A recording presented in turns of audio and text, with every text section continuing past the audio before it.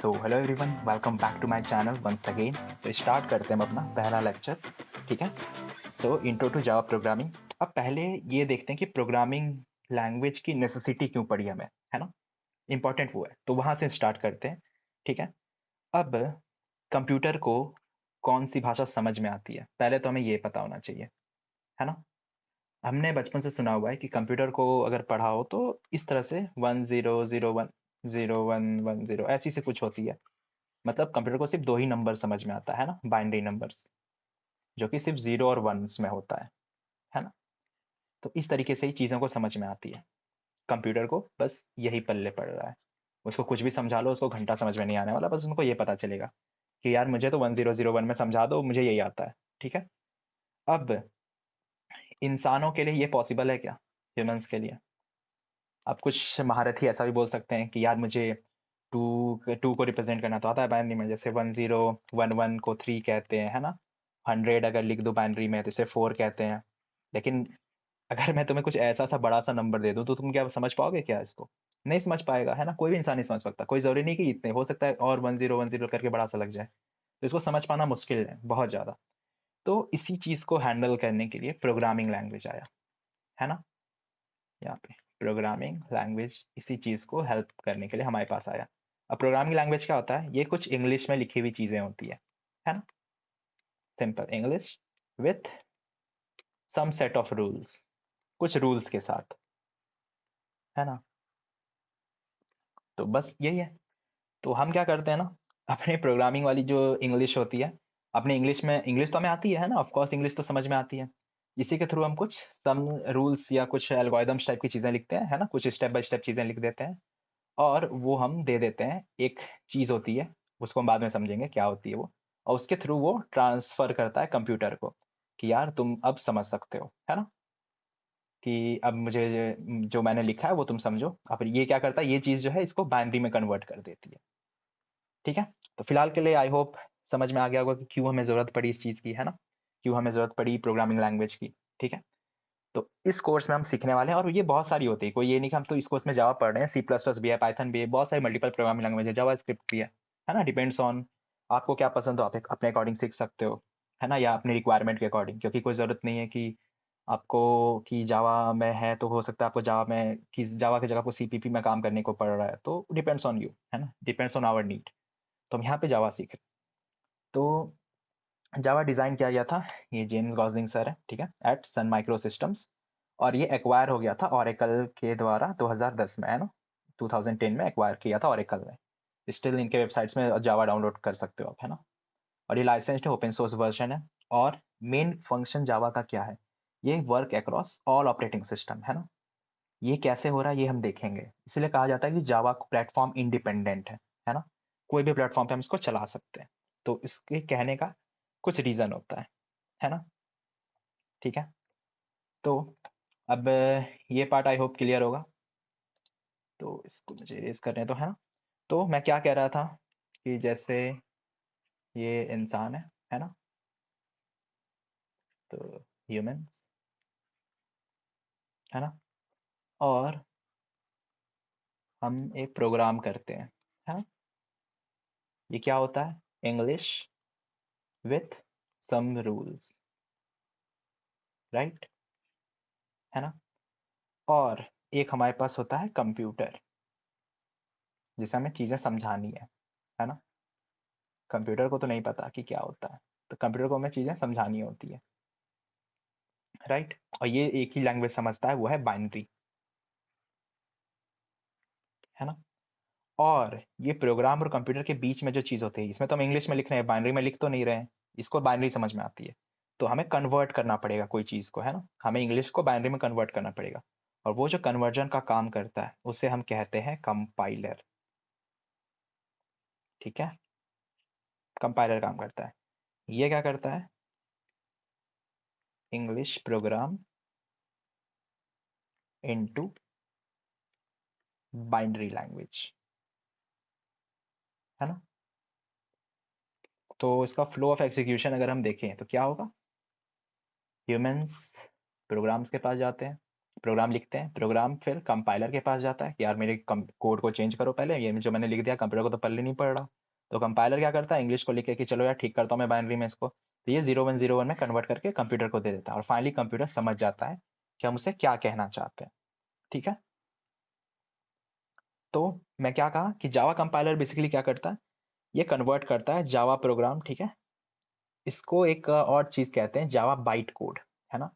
जब हम किसी चीज़ को जावा, जब कंपाइलर कन्वर्ट करता है ना, उसे जावा बाइट कोड में कन्वर्ट करता है, और वो बाइट कोड जो होता है वो एक स्पेशल टाइप ऑफ कोड होता है, ठीक है। वो हम आगे अभी पढ़ेंगे, ठीक है, अच्छे से इसको देख रहे होंगे ये क्या चीज़ है। तो फिलहाल के लिए ये टर्म्स ध्यान में रखना, है ना। बाइट कोड, है ना।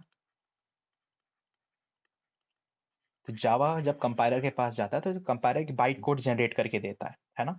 और ये स्पेशल टाइप ऑफ कोड होता है जो सिर्फ कंप्यूटर या मशीन समझ सकता है और कोई नहीं, ठीक है। एज ऑफ नाउ हम ये समझ सकते हैं कि जावा बाइट कोड जो होता है, it can be said that it is understand by JVM. तो इसे हम जेवीएम समझ सकते हैं, जेवीएम के थ्रू इसको अंडरस्टैंड किया जा सकता है, जिसे हम क्या कहते हैं जावा वर्चुअल मशीन, ठीक है। और ये हम देखेंगे अभी आगे, अगर नहीं आ रहा तो कोई बात नहीं, ठीक है, ये हम बाद में अभी आगे देख लेंगे।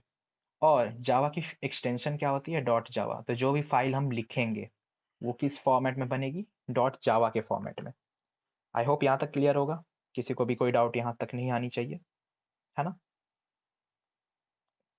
अब हम आगे बढ़ेंगे, ठीक है,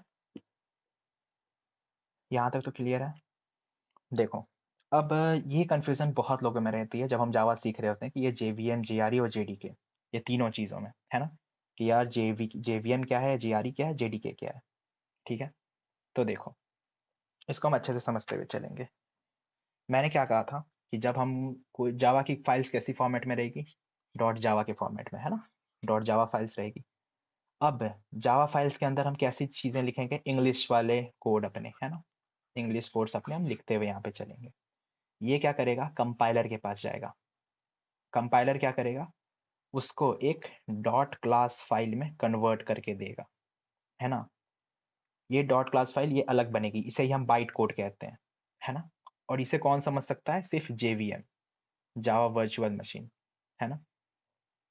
इसी में चीज़ें आएंगी कि हम ये प्लेटफॉर्म इंडिपेंडेंट इसको कैसे कहते हैं, है ना।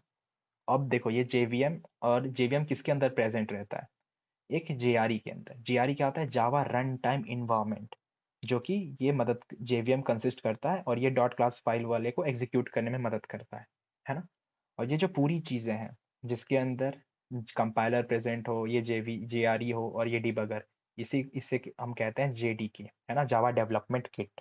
इसके अंदर आपका जेआरई, कंपाइलर, डिबगर रहता है ना, और जेआरई के अंदर जेवीएम प्रेजेंट होता है, और भी मल्टीपल लाइब्रेरीज जो भी हम कह सकते हैं, वो सारे इसके अंदर मौजूद होते हैं, है ना। यहाँ तक आई होप क्लियर हो।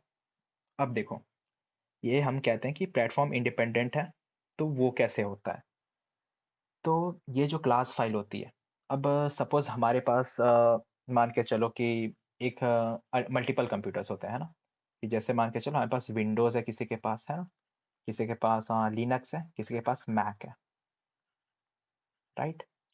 अब देखो, जो हमारे विंडोज़ की फाइल होती है वो कैसी फॉर्मेट में रहती है, कोई भी फाइल अगर हम देख लो तो डॉट ई के तरीके से इंस्टॉल होती है ना, कोई भी देखना तुम डाउनलोड करोगे तो डॉट ई में आके होता है। लिनक्स में शायद डॉट आउट होता है, if I am not wrong, Ubuntu, या तुम कोई भी लिनक्स फाइल चलाओ, मैक का भी सेम कुछ होता होगा, आई डोंट नो प्रॉपरली, ठीक है। तो इसको, जिसको पता होगा मुझे कमेंट सेक्शन में बताना कि ठीक है मैक में क्या होता है। तो ये क्या करता है ना, जेवीएम का काम होता है कि ये जो डॉट क्लास फाइल बने ना, तो इसको इस पर्टिकुलर फाइल्स में ऑपरेटिंग सिस्टम के अकॉर्डिंग कन्वर्ट कर दे, ठीक है, या डॉट ई बना दे अगर विंडोज़ है, या फिर लिनक्स है तो डॉट आउट फाइल बना दे। तो उसके अकॉर्डिंग ये हमें जेवीएम बना करके दे देता है। इसीलिए हम कहते हैं कि प्लेटफॉर्म इंडिपेंडेंट है, क्योंकि कोई भी जावा फाइल अगर निकलेगी तो वो क्या बनाएगा, डॉट जावा फाइल से ये डॉट क्लास की फाइल बनेगी, है ना, जो कि हमारा बाइट कोड होगा। और ये बाइट कोड फाइनली जेवीएम के अंदर जाएगी, है ना। अब जेवीएम याद आपका किसी भी मशीन में हो सकता है, विंडोज मशीन में भी हो सकती है, लिनक्स में भी हो सकती है, मैक में भी हो सकती है, फर्क नहीं पड़ता। जिसमें भी होगी वो उस ऑपरेटिंग सिस्टम के अकॉर्डिंग अपने फाइल को रन करा देगी, इसको कन्वर्ट करके EXE या फिर आउट फाइल में अपना बना करके, है ना। तो आई होप ये क्लियर होगा। ठीक है, कि ये JVM क्या होता है, GRE क्या होता है और JDK क्या होता है। ठीक है, यहाँ तक क्लियर हो रहा होगा, ठीक है ना। अब देखो JVM क्या करता है। JVM अलाउ करता है multiple application to run on the same underlying physical hardware. ठीक है, अब देखो byte code versus machine code क्या था, है ना। तो बाइट कोड क्या होता है, वो कोड जो कि कन्वर्ट किया जाता है बाइनरी लैंग्वेज में, है ना। और वो मशीन कोड क्या होता है, ये depend on the operating system, है ना। मशीन बाइट कोड क्या होता है, जो हम क्लास फाइल जनरेट करते हैं वो हमारा बाइट कोड हो गया। मशीन कोड जो ऑपरेटिंग सिस्टम हमें जनरेट करके देता है बाइनरी के फॉर्मेट में, है ना। अब इसमें क्या आता है, load verifies and executes the code. हाँ, ये वर्चुअल मशीन का ही काम होता है, उसको लोड करना, वेरीफाई करना, एग्जीक्यूट करना, इंटरप्रेट करना बाइट कोड को चेक करना भी इसी का काम होता है। और ये प्लेटफॉर्म डिपेंडेंट होता है। ध्यान रहे कि जो हमारा JVM होता है वो प्लेटफॉर्म डिपेंडेंट होता है, वो हमारा ऑपरेटिंग सिस्टम के ऊपर डिपेंड करेगा। जावा और JVM में कंफ्यूज मत होना, जावा प्लेटफॉर्म इंडिपेंडेंट होता है, JVM प्लेटफॉर्म डिपेंडेंट होता है ना। इस चीज़ का ध्यान रखना। तो इसको मैं अलग से बताता हूँ, देखो। जैसे कि मान के चलो हमारा JVM है, JVM क्या बनाता है, जावा से डॉट क्लास फाइल बना ली, है ना। उसके बाद डॉट क्लास फाइल सपोज मैंने एक विंडोज़ वाले बंदे को दे दिया, इसका अपना JVM होगा, है ना। यहाँ W लिख देता हूँ मैं। एक लिनक्स वाले को दे दिया, इसका भी अपना JVM मशीन होगा, वर्चुअल मशीन होगा। एक मैंने मैक वाले को दे दिया, इसका भी अपना JVM होगा, है ना। जो विंडोज़ वाला होगा वो इसको EXE में बना लेगा, जो इसका लिनक्स वाला होगा वो आउट में बना लेगा, और मैक वाला अपना कुछ समथिंग बना लेगा, है ना, कोई अपना फाइल फॉर्मेट बना लेगा। तो JVM जो होता है ना, वो क्या हुआ, प्लेटफॉर्म के डिपेंडेंट में गया ना, कि मैंने हर जिस प्लेटफॉर्म में दिया उसके अकॉर्डिंग ही अपने आप को कन्वर्ट कर लिया। विंडोज़ में गया तो ये डॉट EXE में बना लिया, लिनक्स में गया तो डॉट आउट में बना लिया, है ना। और इसी JVM की हेल्प लेकर के, है ना, जावा हमारा प्लेटफॉर्म इंडिपेंडेंट हो जाता है। वो श्योर हो जाता है, उसका काम है बस बाइट कोड जनरेट करके दे देना, है ना। मैं बाइट कोड दे दिया, अब यार तुम इसको जहाँ यूज़ करना चाहो करो, तुम्हें जी तुम्हारी मशीन के अकॉर्डिंग है। इसलिए जावा क्या करता है, जावा सिर्फ अपना बाइट कोड जनरेट करके दे देता है, बाकी का काम JVM का है कि किस मशीन में रन करना है तुम अपना देख लो, मैं बस बाइट कोड दे दिया तुम्हें, है ना। इसका मतलब बाइट कोड जो होता है वो हमारा इंडिपेंडेंट हुआ, है ना। और JVM है डिपेंड कर रहा है किस पे, OS पे, ऑपरेटिंग सिस्टम पे, जो भी हमारा ऑपरेटिंग सिस्टम होगा।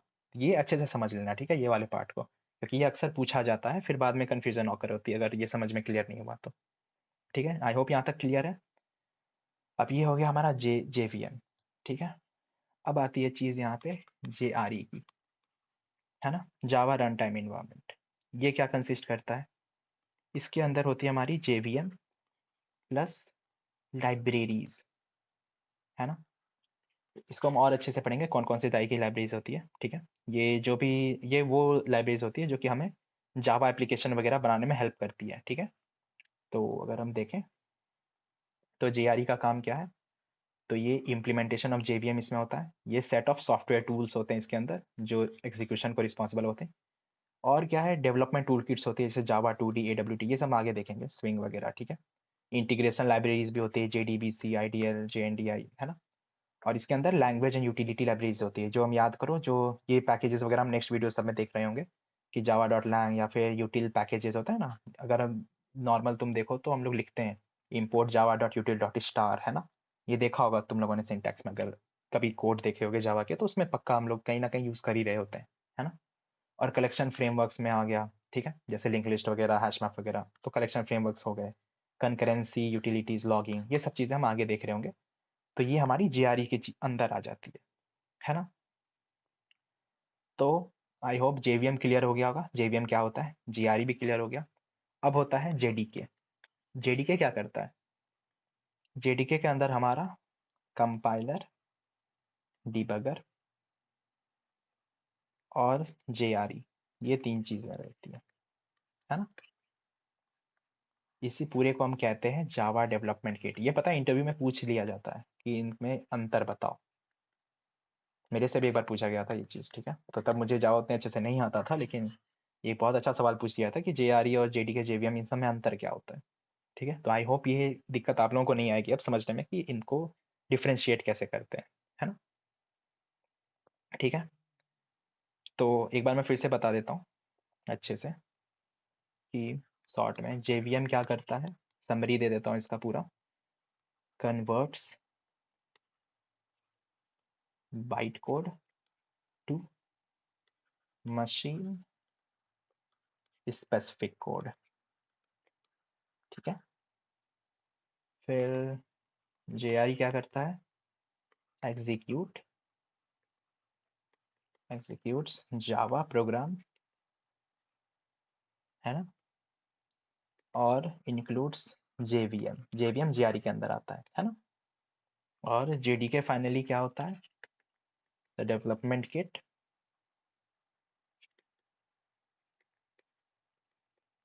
दैट इंक्लूड्स JRE, है ना।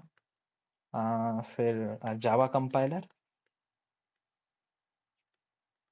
और डिबगर, इतने चीज इसके अंदर होते हैं, है ना। ये हमारा पूरा डेवलपमेंट किट होता है। इसलिए देखना, जब हम डाउनलोड करते हैं तो पूरा ओपन JDK करके कुछ होता है ना, जब जावा में इंस्टॉल करेंगे तो देखना पूरा JDK डाउनलोड होता है, पूरा जावा डेवलपमेंट किट होता है वहाँ पे, है ना। तो आई होप यहाँ तक क्लियर होगा जो भी मैंने JVM JRE पढ़ाया अभी तक, है ना। तो आज बस इतना ही नहीं, हम इसमें एक प्रोग्राम भी आज रन करके देखेंगे, और जावा के थोड़े आज बस इंट्रो चलेगा थोड़ा, ठीक है, कि हम जो भी थोड़ा बहुत इंट्रो में देख रहे होंगे, थोड़ा इंट्रो इंट्रो वैसी चीज़ें रहेंगी कि पहला दिन है तो जावा किस तरीके से मतलब कोड वगैरह लिखते हैं, बस यही सब आज रहेगा। तो ज़्यादा हम डीप में नहीं जाएंगे, ठीक है। और जैसे कुछ कोड्स होंगे तो उसके अंदर बहुत ज़्यादा डीप में घुसने की ज़रूरत नहीं, वो मैं आगे जब आएगा तो बताऊंगा, ठीक है। चलो, अब अब एक चीज़ और आती है, क्या, कि जावा जो होती है वो ऊप्स कंसेप्ट को फॉलो करता है। ऊप्स क्या है, ऑब्जेक्ट ओरिएंटेड प्रोग्रामिंग, है ना। ऑफ कोर्स इसमें ये आगे आएगा, तो इसको मैं बहुत ज़्यादा डिटेल में अभी नहीं कवर करूँगा इस वाले वीडियो में, तो ये आगे हम देख रहे होंगे, ठीक है। इसका एक पूरा प्रॉपर लेक्चर होगा ऑब्जेक्ट ओरिएंटेड प्रोग्रामिंग का। तो अभी हम बेसिक इन्फो देख लेंगे कि इसके अंदर क्या होती है। तो ऊप्स के अंदर ना दो चीज़ें होती है, एक होता है क्लास, दूसरा होता है बस ऑब्जेक्ट, है ना। अब क्लास क्या होता है, तो ये हमारे पास एक ब्लूप्रिंट की तरह होता है ना, जो कि हमें बता रहा होता है फंक्शनैलिटीज ऑफ प्रोग्राम, है ना। एक ब्लूप्रिंट की होता है, मतलब जैसे मान के चलो हम कोई घर बना रहे हो या फिर कोई घर लो, तो उसका एक मैप होता है ना, कि यार यहाँ पे ये रहा, ये मान के चलो हमारा रास्ता हो गया, ये एक और बेडरूम है, यहाँ पे बाथरूम है, ऐसा सा कुछ है, ठीक है। तो ये क्या होता है ना, एक ब्लूप्रिंट होता है, मतलब घर की पूरी फंक्शनैलिटी होती है कि यार यहाँ पे ये रहेगा, यहाँ पे रहेगा। सेम कार के लिए भी होता है, कार के लिए भी ब्लूप्रिंट बनती है ना, कि हाँ यार यहाँ पे इतनी स्पीड रहेगी, ये रहेगी, तो इसकी फंक्शनैलिटीज बेसिकली जो होती है, तो उसे हम कहते हैं क्लास, ठीक है। अब जैसे एक कैलकुलेटर ले लो, कैलकुलेटर की क्या फंक्शनैलिटीज हो सकती है, वो ऐड कर सकता है, मल्टीप्लाई कर सकता है ना, डिवाइड कर सकता है, ये सब चीज़ें हैं, ठीक है। अब ऑब्जेक्ट, ये कार क्लियर है, ये क्या कहते हैं, क्लास क्लियर हो गया कि क्या कहते हैं, बेसिकली फंक्शनैलिटीज ऑफ प्रोग्राम, है ना, ब्लूप्रिंट होता है, basically blueprint which will tell you functionalities of a program, okay. Now come to object, let's see what object is, okay. तो ऑब्जेक्ट क्या होता है, ये की तरह एक्ट करता है, it basically acts as a key, है ना। किसके लिए, ये जो है की तरह एक्ट करता है। अब जैसे देखो, तुम्हारे पास गाड़ी है, ठीक है। तो अगर मैं मान के चलो तुम्हारे पास कार है, ठीक है, और उस कार में वो तुम्हारी पर्सनल कार है, तो अगर मैं वहां पे आया तो हो सकता है तुम मुझे भगा दो, है ना, या तुम्हारा ड्राइवर होगा तो मुझे भगा देगा, यार ये तो मेरी गाड़ी है, तुम कहाँ से बैठ रहे हो, या ये साहब की गाड़ी है, तुम कहाँ से आ गए यहाँ पे, है ना। तो ऑब्जेक्ट वही काम करता है, एक पर्टिकुलर क्लास की एक पर्टिकुलर ऑब्जेक्ट होती है, तो उसके पास एक्सेस होता है इसके क्लास के फंक्शनैलिटीज को यूज करने का, है ना। सो ऑब्जेक्ट क्या करता है, इट एक्ट्स एज अ की using various functionalities of class that can be used, है ना। तो ये क्लास के फंक्शनैलिटी को यूज करने का लाइसेंस होता है बेसिकली ऑब्जेक्ट, उस क्लास के ऑब्जेक्ट के पास, वही उसे ही हम कहते हैं ऑब्जेक्ट, ठीक है। यहाँ तक क्लियर है। तो अभी के लिए हमें इतना ही ध्यान रखना है कि क्लास क्या होता है, ऑब्जेक्ट क्या होता है ना। चलो अब हम मूव करते हैं फाइनली पहले अपने प्रोग्राम पे, ठीक है। इसे हम ये ऑब्जेक्ट्स और क्लासेस इसे हम और डिटेल में पढ़ेंगे जब हम ऑब्जेक्ट ओरिएंटेड प्रोग्रामिंग पढ़ेंगे, ठीक है। इसका एक पूरा प्रॉपर लेक्चर होगा, तो हम वहाँ इसे देखेंगे। चलो इसे सेव कर लेता हूँ मैं। अब देखो मैं यहाँ पे इंटेलिजे आइडिया यूज़ कर रहा हूँ, है ना, इंटेलिजे ठीक है। तो अगर तुम लोगों को अगर ये आईडी पसंद हो तो तुम लोग भी यूज़ कर लेना, वरना कोई अपने अकॉर्डिंग, मैंने बता दिया था पहले ही कि जो सुटेबल लगे वो यूज़ कर लेना। ठीक है। अब देखो यहाँ पे क्या है, देखो यहाँ पे क्लास, इसी से हमारा प्रोग्राम स्टार्ट होता है हमेशा, है ना। हमेशा ध्यान रखना ये पब्लिक, ये क्या, इसे हम अभी तो रिमूव भी कर सकते हैं वैसे। ये समझ लो कि ये एक आइडेंटिफायर है, मतलब पब्लिक, प्रोटेक्टेड, प्राइवेट बहुत सारे होते हैं, ये भी हम आगे देख रहे होंगे, अभी ये इससे मतलब नहीं रखनी हमें। ठीक है। पब्लिक फिलहाल के लिए ये समझ लो कि कोई भी, जैसे बस के समझ तरह समझ लो। अब एक पब्लिक होती है, एक प्राइवेट होती है। अब पब्लिक बस में क्या होता है, हर कोई चढ़ सकता है, राइट। तो यहाँ पब्लिक का मतलब वही होगी कि कोई भी इसको यूज़ कर सकता है, कोई भी प्रोग्राम इसे इस्तेमाल कर सकता है। ठीक है। अब यहाँ पे हमने क्लास डिफाइन किया। अब एक चीज़ और देख ध्यान रखना, जो भी हमारा क्लास का नाम होगा, है ना, वही हमारा फाइल नेम होगा, मतलब उल्टा समझना वैसे। जो हमारा फाइल का नाम होगा, क्लास नेम भी हम वही लिखेंगे यहाँ पे, है ना। ये नहीं कि हम फाइल का नाम से तो सॉल्यूशन लिख लिया, सॉल्यूशन डॉट जावा, और यहाँ पे पब्लिक क्लास मेन डिफाइन कर रहे हैं, फिर वहाँ पे एरर थ्रो कर देगा। तो जो भी हमारी फाइल की नेम रहेगी मेन डॉट जावा, वही क्लास का नाम भी रहेगा। ये जावा में पहले से डिफाइंड है, इसमें मेरी गलती नहीं है कुछ। ये नहीं कि भाई आप ऐसा क्यों बोल रहे हो, ऐसा नहीं होता, तो वैसा कुछ नहीं होता। ठीक है। तो ये जावा में पहले से ये दिया गया है कि जो भी हमारी फाइल की नेम होगी वही हम क्लास में यूज़ कर रहे होंगे। अब हम मूव करते हैं यहाँ पे अगले लाइन पे, ये हमारा मेन फंक्शन का लाइन है, पब्लिक स्टैटिक वॉइड मेन, है ना। तो ये मेन फंक्शन में बहुत सारी चीज़ें, इसमें भी देखो आइडेंटिफायर लगी हुई है कि ये पब्लिक क्या होती है, मतलब कोई भी कहीं से भी एक्सेस कर सकते हैं इसको पूरे प्रोग्राम के अंदर। अगर इसे हम चेंज करेंगे आगे वाले क्लासेस में तो हम देखेंगे कि किस, इसमें तो वैसे चेंज नहीं होगा, ये मेन फंक्शन है, लेकिन जब हम फंक्शंस पढ़ रहे होंगे तो वहाँ पे हम इसे और अच्छे से प्रिपेयर कर रहे होंगे, है ना। अब यहाँ पे एक कीवर्ड लिखी हुई है स्टैटिक। अब स्टैटिक क्या होता है, ठीक है। स्टैटिक का मतलब होता है कि हम इसे कहीं से भी डायरेक्ट कहीं से भी यूज़ कर सकते हैं, मतलब कोई ऑब्जेक्ट क्रिएट करने की हमें ज़रूरत नहीं पड़ेगी। मतलब इसके पास सीधा लाइसेंस होता है कोई भी चीज़ों को रन करने का, इसको कोई ज़रूरत नहीं है कि किसी की परमिशन के लिए, है ना। तो अभी हमने जब ऑब्जेक्ट पढ़ रहे थे तो वहाँ पे था कि उसको जैसे ऑब्जेक्ट क्लास क्लास की चीज़ों को रन करने के लिए ऑब्जेक्ट की ज़रूरत पड़ रही थी, है ना। तो स्टैटिक को कोई फ़र्क नहीं पड़ता, अगर हम जहाँ जिस चीज़ को स्टैटिक बना देंगे उसको ऑब्जेक्ट की नीड नहीं, उसके पास ऑटोमेटिक लाइसेंस आ गया, ऐसा समझ लो। ठीक है। अब वही है, अगर नॉन स्टैटिक हो तो नॉन स्टैटिक चीज़ें क्या होती है, तो बस स्टैटिक को यहाँ से हटा दो तो वो नॉन स्टैटिक बन जाएगी, लेकिन देखो यहाँ पे एरर थ्रो कर दिया कि ये रन नहीं करेगा, है ना। स्टैटिक नहीं है इसके अंदर, तो स्टैटिक इसे बनाना ही पड़ेगा, है ना। तो नॉन स्टैटिक क्या होता है, उनको ऑब्जेक्ट्स लगेंगे, है ना, और वो डायरेक्टली यूज़ नहीं कर सकते, हम बिना ऑब्जेक्ट बनाए उनको रन नहीं कर सकते, तो हम वो भी हम देख रहे होंगे आगे चल के। ठीक है। तो फिलहाल के लिए यही है, अब यहाँ पे हम अपना पहला प्रोग्राम प्रिंट कर रहे होंगे। So hello real coders, right. तो अब ये कहाँ से आया system dot out dot println, इसे हम ब्रेक करके बाद में देख रहे होंगे, है ना। तो ये चीज़ें भी आएगी आगे चल के। या चलो एक एक करके सबको हम देखें, अगले वीडियो में देख लेंगे, ठीक है, कि इसे सिस्टम कहाँ से आया, प्रिंट कहाँ से आया। बस फिलहाल के लिए ये पहला प्रोग्राम हम यहाँ पे रन करके देखते हैं। ओके। तो ये हमारा प्रिंट हो गया, है ना।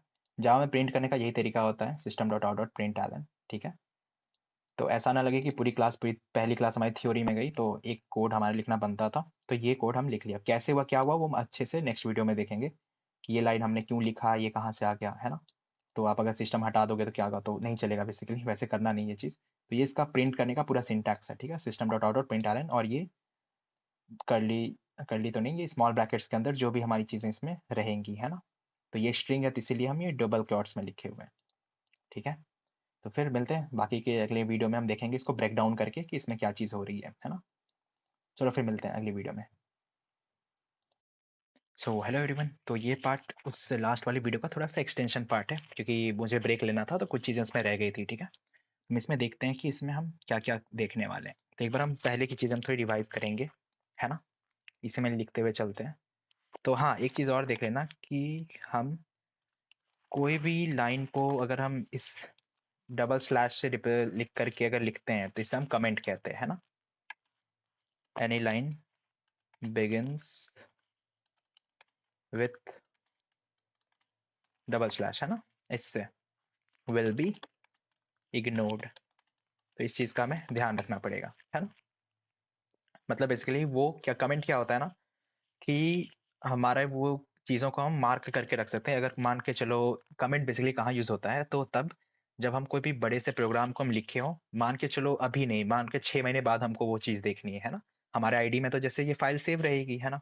अब 6 महीने बाद मुझे रिवाइज करना पड़ा चीज़ों को, तो अगर मैंने कमेंट नहीं लिखा होगा ना, तो हो सकता है मुझे दिक्कत आए काफ़ी चीज़ें समझने में कि यार उस वक्त मैं क्या सोच करके वो लाइन लिखी थी वहाँ पे, है ना।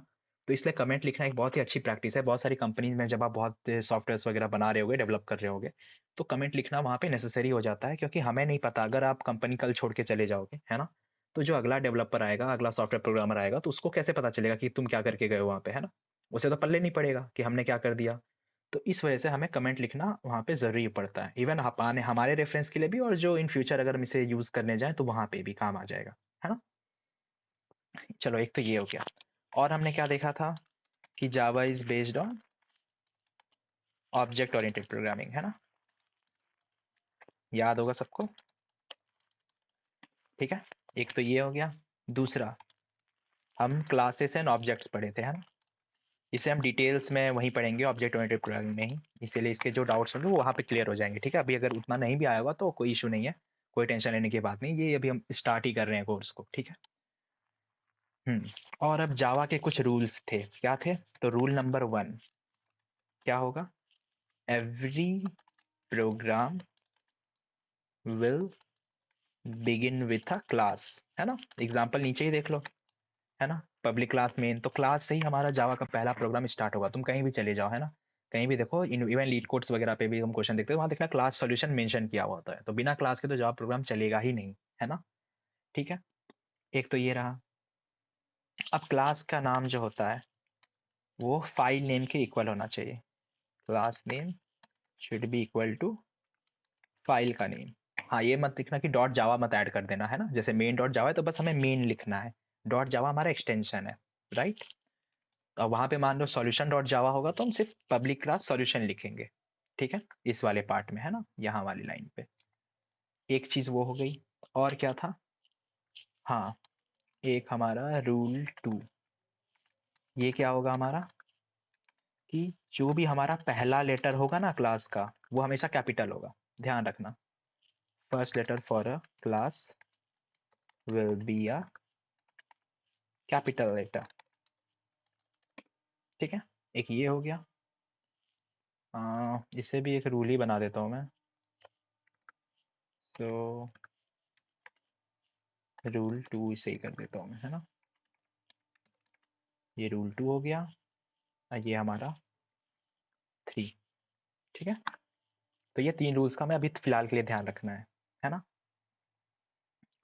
और हमारा एग्जीक्यूशन कहाँ से स्टार्ट होगा, ये देखो, ये वाले मेन वाले फंक्शन से, है ना। यहाँ से हमारा एग्जीक्यूशन स्टार्ट होगा, तो हम इसे यहाँ पे लिख लेंगे, है ना। तो ये कमेंट्स के थ्रू हमें याद भी होती जाएगी चीज़ें, है ना। Execution will start from main function, है ना। यहाँ से हमारी स्टार्ट होगी चीज़ें, है ना। और एक रूल हमारा एक और होगा, क्या, कि हर एक प्रोग्राम के पास मेन फंक्शन होगा ही होगा, है ना। So every programme will have a main function, ठीक है। क्लियर है यहाँ तक, है ना। अब पब्लिक, अब एक और चीज हमने पढ़ा था, पब्लिक, है ना। पब्लिक क्या होता है, तो पब्लिक क्या होता है, क्लास को एज अ पब्लिक प्रॉपर्टी बना देता है ना, कि हम इसे कहीं से भी यूज कर सकते हैं, मल्टीपल मल्टीपल क्लासेस में यूज कर सकते हैं इसको, है ना। तो उसे भी लिख लेते हैं। तो public will what make class as public property so that everyone, everyone में क्या हो गया, multiple classes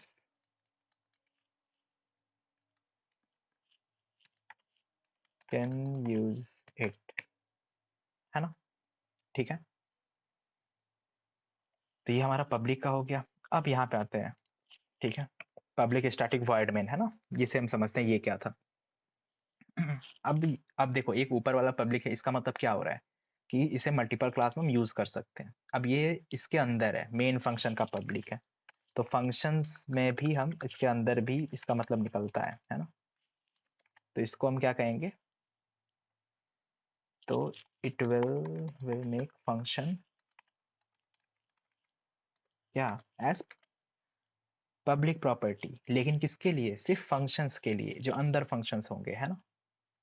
make function as public property so that other functions can use it, है ना। अब जैसे कुछ लोगों का डाउट होगा कि जैसे मैंने लिखा था कि मेन फंक्शन नेसेसिटी है यहाँ पे, है ना। रूल 4 में every programme will have main function. अब कुछ लोग बोलेंगे कि यार लीड कोड पे तो हमें मेन फंक्शन दिखता नहीं, वहाँ तो सिर्फ फंक्शन रहती है ना। जिनने भी जावा में कोड किया होगा, तो यार वो बैकएंड में मेन फंक्शन रहती है ना।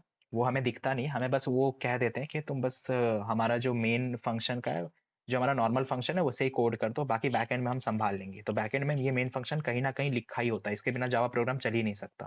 तो वो हमें दिखाते नहीं है, लेकिन वो होता है वहाँ पे। ठीक है, ध्यान रखना। ये नहीं कि वो लोग देते नहीं है और चल जाता है प्रोग्राम, ऐसा नहीं होता। क्योंकि एक डाउट आई थी मेरे पास ऐसी। ठीक है, अब स्टैटिक, स्टैटिक क्या होता है, तो मेन फंक्शन जो होगी विल बी स्टैटिक, है ना। क्यों स्टैटिक है, क्योंकि इनको कोई ऑब्जेक्ट की जरूरत नहीं है ना, एग्जीक्यूट होने के लिए, इसीलिए स्टैटिक है। ठीक है, एक ये हो गया। अब क्या होता है वॉइड, वॉइड क्या होता है, ये हमारा रिटर्न टाइप है ना। कि हम, क्योंकि मेन फंक्शन में क्या होता है, बेसिकली चीजें प्रिंट हो रही होती है, वो कुछ रिटर्न जनरली कर नहीं रहा होता, है ना। तो main function will not return anything, इसलिए हम वॉइड बनाते हैं, विल नॉट रिटर्न एनीथिंग। ठीक है, एक ये हो गया। बाकी मेन क्या हो गया, है ना, नेम ऑफ द फंक्शन। ठीक है, name of the function is main. Okay, हो गया। और क्या बच गया हमारे पास, एक स्ट्रिंग वाला ना। ये क्या है, अब ये क्या चीज है ना। बहुतों को ये डाउट होगी। तो ये क्या कहता है ना, इसे हम कहते हैं कमांड लाइन आर्ग्यूमेंट्स, है ना। ठीक है, ठीक है, इसे हम एरेज में पढ़ेंगे और अच्छे से डिटेल में, we will discuss in arrays. तो ये जितनी चीज़ हम देख रहे हैं ना, ये एक्चुअली ये सारी चीज़ें आगे चल के हम और डिटेल में डिस्कस कर रहेंगे। ये आपका एक्सेस मॉडिफायर हो गया, पब्लिक हो गया, ये स्टैटिक हो गया, वॉइड, ये स्ट्रिंग, ARGS, ये जितने मेन वाली चीज़ें, ये फंक्शंस, ये फंक्शन के लेक्चर में आएगा मेन वाला, है ना। ये हमारा रिटर्न टाइप में, तो ये सारी चीज़ें आगे के लेक्चर्स में आएंगी। तो इस यहाँ बस हम समझ एक बार आइडिया ब्रीफ ले लेते हैं कि क्या होता है, इसको एक्चुअली में क्या कहते हैं, है ना। अब यहाँ पे क्या होता है, ये एरिया में सिस्टम डॉट आउट में यू कैन प्रिंट एनीथिंग, है ना, प्रिंट एनीथिंग इन जावा। ठीक है, यहाँ पे वो काम हो जाएगा। और कोई भी इंग्लिश सेंटेंस को हम प्रिंट कर सकते हैं, English sentence can be printed, है ना। लेकिन किसमें, but it needs to be written in this double quotes के अंदर, है ना। तो उसके अंदर हमें लिखना पड़ेगा। जैसे यहाँ पे हमने क्या लिखा था, हेलो रील कोडर्स, तो इसको देखो हमने डबल क्योट्स में रखा है, तो इसके थ्रू ही हम मार्क कर सकते हैं, है ना। अब इसमें हम और देखते हैं। अब इसमें देखो, एक और चीज़ बता देता हूँ प्रिंट में। चलो इसको भी यहीं पे कवर कर रहा हूँ मैं इसी लाइन में, कि मान के चलो अगर मैं यहाँ से एलन हटा देता हूँ, है ना, इसे मैं अलग लाइन में लिख दूंगा, है ना, हेलो, मुझे अलग अलग आउट में। तो देखो जावा, जावा में खासकर इंटेलिजेंट में एक शॉर्टकट होता है, एस आउट करने से ये पूरा लिख देता है, system dot out dot print ln, है ना। ये पूरा लिखता है, तो बाकी हम इसको अपने अकॉर्डिंग कस्टमाइज कर सकते हैं, राइट। लेकिन मैं सजेशन नहीं दूंगा आपको ये अभी यूज़ करने का। जब आप लोग थोड़ा आगे बढ़ जाओगे, मतलब थोड़ा अच्छे खासे कोड्स लिखने लगोगे, तो फिर ये यूज़ करना शॉर्टकट्स, है ना। मुझे आती है, मुझे याद है, तो मैं लिख सकता हूँ। अभी क्या होगा ना, अब अगर ये शॉर्टकट यूज़ करोगे तो मान के चलो किसी दिन किसी इंटरव्यू में अगर पूछ दिया जाए कि कोड करो, उनके पास तो वहाँ आईडी अलग हो सकती है, तो वहाँ पे हो सकता है ये शॉर्टकट्स काम ना करे, है ना। तो वहाँ तुम कैसे करोगे, वहाँ एस आउट लिखोगे तो वहाँ कुछ आएगा नहीं। तो ये हमें याद रहनी चाहिए। तो ये कैसे याद रहेगी, हम प्रैक्टिस से याद कर सकते हैं ना, ये इसे बार बार लिखेंगे system dot out dot print, है ना। अब देखो, जब मैंने यहाँ क्या किया, मुझे दोनों अलग अलग लाइन में चाहिए, मैंने यहाँ पे रन कर दिया। तो किसी को कोई आइडिया क्या होगा? लेकिन देखो यहाँ पे क्या हुआ, एक तो एक ही लाइन में आ गया, है ना, ऊपर से स्पेस तो अलग हटी, खैर वो तो छोड़ो, लेकिन एक ही लाइन में आ गया, है ना। तो इसीलिए यहाँ पे हम एक एलन देते हैं, प्रिंट एलन। एलन क्या करता है ना, पहले इसको प्रिंट करता है, फिर इसको कर्सर को अब हमारे जो है वो नेक्स्ट लाइन में लेके चला जाता है ना। तो अब जब हमने यहाँ पे देखो एलन लगा लिया, तो अब क्या होगा, अब जब हम इसे रन करेंगे ना, तो हेलो आएगा, उसके बाद एक अगली लाइन में वो चला जाएगा और फिर रील कोडर्स यहाँ जाके प्रिंट होगा। ठीक है, तो हमारी बेस्ट प्रैक्टिस क्या रहेगी कि हमेशा हम प्रिंट एलन लिखें, है ना। इन केस बहुत सारे केसेस में हो सकता है हमें ज़रूरत पड़े वैसा, तो हम प्रिंट करके काम चला लेंगे, है ना। तो वो प्रिंट में सेम लाइन में होगी और एलन में वो पहले प्रिंट करेगी, फिर अगले लाइन में चली जाएगी, है ना, फिर अगला वहाँ से प्रिंट होगा। तो इस चीज़ का हमें ध्यान रखना पड़ेगा। ठीक है, तो बस यार इसी के साथ हम पहला लेक्चर अपना यहाँ पे ख़त्म करते हैं आज का। कोई भी डाउट अगर अब तक हुई हो कहीं पे भी किसी भी पॉइंट पे, तो मुझे कमेंट सेक्शन में बताना। तो आई होप ये कोर्स सबको बहुत पसंद आएगा। तो ये मेरा पहला कोई बड़ा कोर्स मैं लॉन्च कर रहा हूँ, ठीक है, एक प्रोग्रामिंग लैंग्वेज के साथ। उसके बाद हम फर्दर डीएसए वगैरह भी देखेंगे। अगर आप लोगों का बहुत अच्छा रिस्पॉन्स रहा इसमें, तो I will try my best to get a DSA course for you guys for free too. Okay, so बस यार फिर मिलते हैं अगली वीडियो में। और हाँ, हैप्पी वसंत पंचमी, इसी के लिए मैंने ये लॉन्च किया था। कल का दिन भी, मतलब कल का क्या, आज का दिन बेसिकली बहुत अच्छा है, तो मैं आज ही रिकॉर्ड कर रहा हूँ बेसिकली, तो कल हो गया वो। तो इस वजह से मैं सोचा कि अच्छा दिन है कुछ नया निकालने के लिए। तो आई होप कि सबको समझ में आ रहा होगा, सबको अच्छे से। और ये एक बना बनाया नोट्स हो गया, तो मैं एक गिटहब क्रिएट कर दूंगा, ठीक है, एक रेपो बना दूंगा मैं गिटहब का। तो वहाँ से आपको ये सारे नोट्स भी एसेसिबल हो जाएंगे, है ना। ये कोर्स वाले भी नोट्स और बाकी जो चीज़ें होंगी वो मैं डाल दूंगा। तो बस यार फिर मिलते हैं हम अगली वीडियो में, तब तक के लिए see you guys, take care, keep learning, keep exploring. और हाँ, पीओटीडी भी सॉल्व करते रहना साथ साथ, ये नहीं कि ये हो गया तो वो छोड़ देना, है ना, वो भी साथ साथ करना, ये तो मैं पढ़ा ही रहूँगा शायद, है ना। चलो यार फिर मिलते हैं अगली वीडियो में, see you guys, take care, bye.